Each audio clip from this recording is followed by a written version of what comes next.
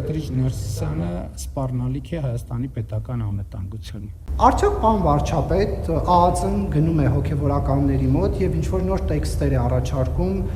որ հնչեցնեն այն պատարակներին, որոնց դուք եք մասնակցում, թե ոչ։ Ես գնում եմ այն պատարակներին, որտեղ Կտրիչ Ներսիսյանի անունը չի հնչում։ Մենք խնդրում ենք, երբ որ ես մտադիր եմ մասնակցել, մենք խնդրում ենք, որպեսզի այս փաստը, որ մենք համարում ենք, որ Կտրիչ Ներսիսյանը կաթողիկոս չէ, հաշվի առնվի։ Մի դեպքում կարող է ծանոթ լինել, դա կարող է ԱԱԾ աշխատող լինել, մյուս դեպքում կարող է որևէ տեղ աշխատող չլինել, երրորդ դեպքում կարող է ծանոթ լինել, չորրորդ դեպքում կարող է բարեկամ լինել, հինգերորդ դեպքում կարող է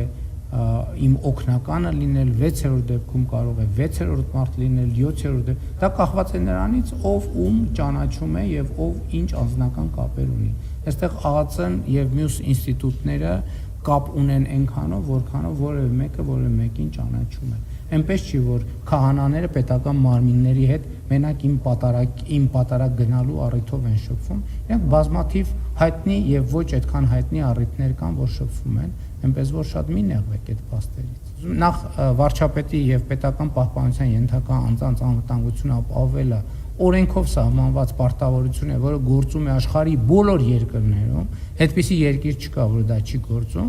իսկ անվտանգության մի քանի այդ թվում բովանդակային ապահովության շերտեր կան։